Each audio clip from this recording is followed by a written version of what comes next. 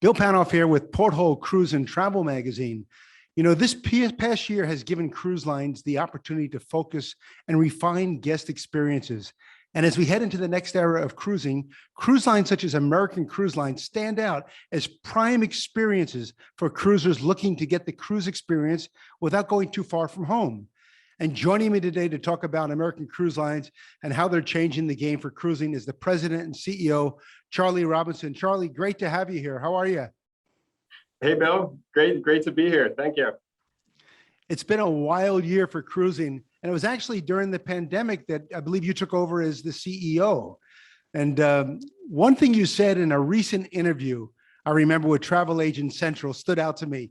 You said, among the lessons learned this year, focus on what you do best and not lose sight of that.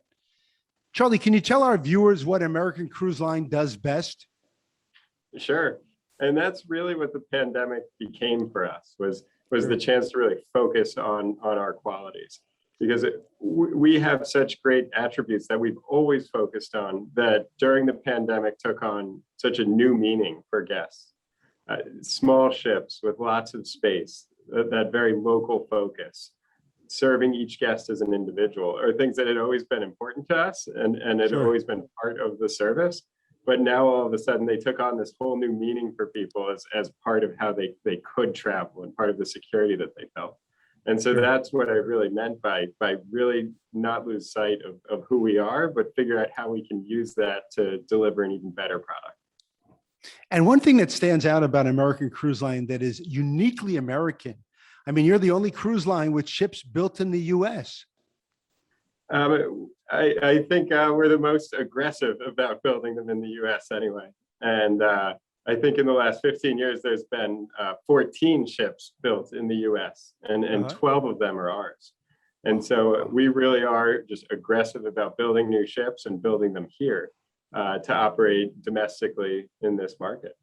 And by extension, that makes us big believers in just modern ships with amenities that can compete in any market anywhere. How does the diversity of your ships allow for larger selections of itineraries, for example? So this is where it's very helpful to be our own shipbuilder.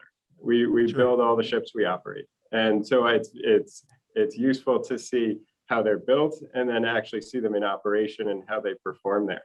And each ship's specifications are tailored to the region that we're operating in. And I know the largest ship that we can operate safely in Rockland, Maine, and I know that that's a little bit smaller than the ship that can operate in Vicksburg, Mississippi, for instance. Sure, sure. And then there's other attributes to each ship, like the riverboats have a little shallower draft and flatter bottoms that make them just ideal for each operating environment. And all in all, that means that we can go further and do more than most other cruise lines in this country. We visit 31 states, and actually Wow. most recently just added Idaho. The American Melody was recently delivered on schedule, which is remarkable despite the pandemic. Are you expecting the same for the American Symphony and American Serenade? Absolutely. Yeah, we're really excited for those two boats and really excited to have them just as fast as we can. I was in the shipyard about 2 weeks ago, standing on the bow section of the American Symphony. So Wow. It's real. And since we design them ourselves, we build them ourselves, it really lets us keep a pretty tight grip on the production schedule. We were also really proud during the pandemic to keep the shipyard open. And that meant a lot to the people in the yard. Oh, sure. To have that continuity. And they put a lot of heart into delivering. Actually, it's American Jazz and American Melody were both delivered on time during the pandemic. And so now that we're planning for Symphony and Serenade, we can actually plan with the pandemic rather than just be surprised by it. So we really think that we have the right environment to build these ships quickly and build them on time. That's remarkable. Kudos to you for keeping the yard open in times where most of the yards actually went dormant. That's remarkable. American Melody's inaugural cruise from New Orleans was the highlight of August. What can guests expect with this new ship? It's certainly the highlight of my August. I'm so thrilled to see that launching this weekend, actually, and to really see it in operation and guest faces when they get on board for the first time. But that ship has a completely new interior package. It looks a lot like our other modern riverboats from the outside, but we worked with Studio Dado in Miami to evolve the onboard atmosphere. And it's been unbelievably well received by the people that have gotten a sneak peek of it so far.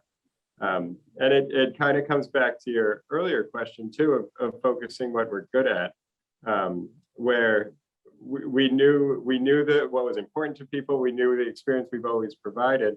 And this was just a way to take one more step and evolve the product to tailor to an international traveler and somebody who's been all over the world now is looking for that comparable experience right here on our rivers. I can't wait to sail. The ship was built specifically for the region surrounding the Mississippi River. Tell us about the design features of the ship in particular. Sure, and this is part of that exciting new interior package. But so much of it is just to connect people to the view and to the landscapes and to the outdoors that we're cruising through. And so it has new things like the walking track that's cantilevered above the cafe on the fifth deck. Wow. It has this really sprawling sun deck that allows everyone on the ship to be outside at the same time if they wanted to. The contemporary furniture package that I already mentioned. These are all great things.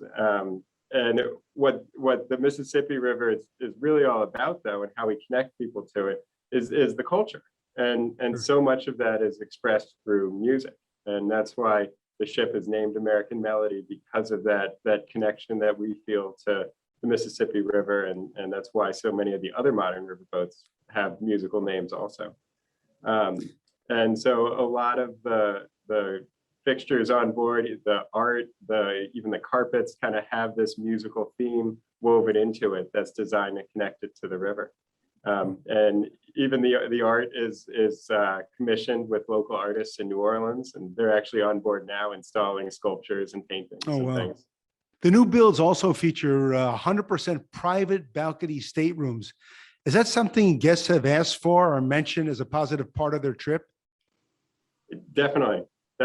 And this isn't a pandemic thing either. We've seen this for about 10 years. And so each ship we've built has had increasingly more private balconies. Up to the last 4, 5, 6 ships have had 100% private balconies. It's more important now during the pandemic and the sense of privacy and security that it provides. But it's something that's always been, I think, important to people in a cruise, is because a cruise is so often social and fun and lively, but you also want that escape and that kind of peaceful, tranquil, private kind of element to it. And private balconies are a really good way to express that. And so we do more and more in that all the time. And it also helps that we build it into the experience in ways like we provide a full breakfast service that's served on the balconies, and it becomes really part of the onboard package. And the moving scenery on the river, going from one side to another, I mean, just constantly changing landscapes must be quite amazing. It's fantastic. It's the best way to have coffee in the morning. Unbelievable. Sure. Tell us about the green initiatives and the conservation efforts the cruise line has implemented with your new ships in particular. Sure, and this is something that's really important to us, especially being a shipbuilder and adding some of the newest technology on ships that's in this country. We operate in such pristine areas that it's important to us to leave the smallest footprint we can and to operate responsibly. And so we burn only ultra low sulfur diesel, for instance, and that's a really big first statement to make in this industry, actually. Sure. And so each new ship has the latest exhaust emissions technology. The engines on American Melody, for instance, are EPA Tier 4 compliant, which is a pretty high emissions standard to meet. We put advanced wastewater treatment plants on board all the ships now. and they get more and more advanced with each new ship, and as the technology changes pretty quickly. And so we're integrating those into the new ships, but also retrofitting them into the older ones. And then we also do the more sort of common industry practices like reducing waste and eliminating single-use plastics and that sort of thing. Early this summer, the American Constellation became the first of your ships to call on Haines, Alaska, I think in more than 600 days. Tell us about the welcome you received from the town and from the folks in Haines. It was absolutely fantastic. It was so much fun to watch. And it wasn't just Haines, though. We were the first ship to call on a number of the ports in Alaska and other places around the country. But Haines made a really big deal out of it, and it was terrific. They had the local leaders came down, and even community members just came down just to clap as our guests were getting off the ship. And sure. The first guests to step ashore were even in the local newspaper. Wow. When the American song, Charlie, debuted in 2018, it was billed as the first modern riverboat in the U.S. How do you balance building a ship in the modern style while keeping the classic Americana charm fans of the local river cruising have come to love from your brand? Yeah, good question. And but even the modern riverboats and the new ones have that local focus also. And so they haven't lost their sense of Americana. It's presented in a more contemporary environment. Even if you want that more steamboat type experience, we have 4 paddle wheels. And so we have such a good way to balance the demand for that very traditional steamboat experience and the more modern sort of cosmopolitan experience of a modern riverboat. Have you seen an increase in interest in staying here in America for a cruise compared to the headaches of traveling internationally, et cetera, et cetera? The pent-up demand must be phenomenal. We have, and demand has been very strong. There's obviously some reluctance to cross borders right now, and our guests will at times, intentionally leave their passports at home just because they can. There's a lot of security kind of in knowing that you're still here at home, basically. And then it's little things we do too. We're never out of sight of land. The land is always the U.S. Where they feel like they're closer to doctors, to medical treatment if they need it.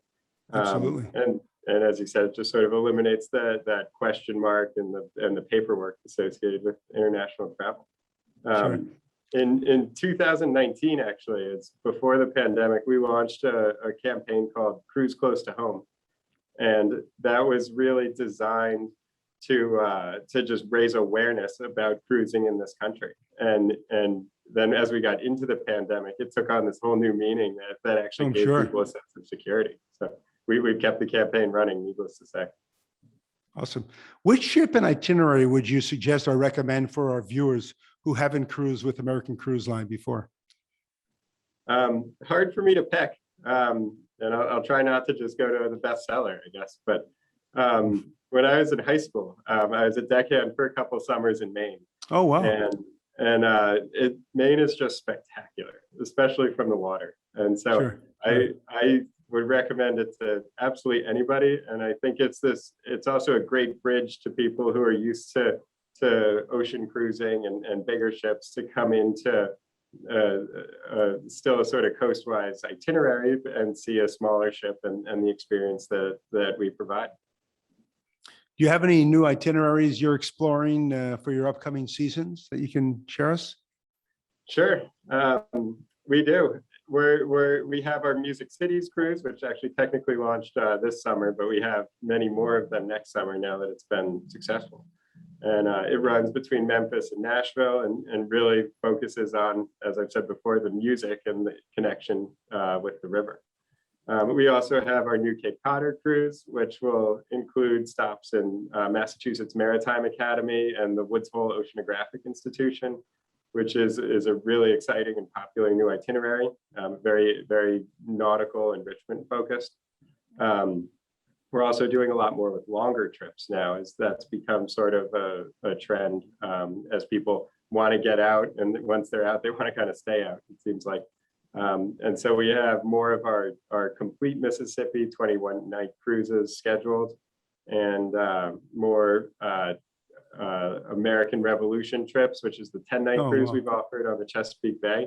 We're going to do more and more of those, which include that stop in Washington, D.C. that's made a lot of headlines, actually, as we've been the first cruise ship to call on Washington in about Oh, wow. 60 years. Oh, Yeah, fantastic. pretty neat. Fantastic. American Cruise Line doesn't currently have a vaccine mandate for guests, except I believe for cruises to Alaska. Can you give us more information about the embarkation process for unvaccinated guests? Sure, and we very, very strongly encourage the vaccine. Sure. Let's be clear about that first. And we've been running between 95 and 100% vaccinated by default. But in those cases where a guest is unvaccinated, they have to take a PCR test before they travel and send us the negative results. And then they're included with all the other guests that have to take a test at the gangway before they board the ship. So they Sure. are still double testing if they're unvaccinated. And then if there is a case on board or they test positive themselves, there's different quarantine and isolation requirements depending on how they're a close contact or whatever. And so that process has been very effective at keeping COVID off of our ships, and in the instances where we do detect it, responding quickly and effectively. Sure. Charlie, any final thoughts for our viewers? Just stay tuned. We are really excited about the future, determined to keep growing, and here to continue to provide that personalized experience that we always have. Charlie Robinson, American Cruise Line. If you've never cruised before on American Cruise Line, cruise from home. I mean, all the departures are right here in the United States, and you won't go wrong. I'll be out there before you know it. With Charlie, we'll be on the same ship together, hopefully experiencing this wonderful cruise line. Charlie Robinson, thanks so much. Bill Panoff here for Porthole Cruise and Travel Magazine.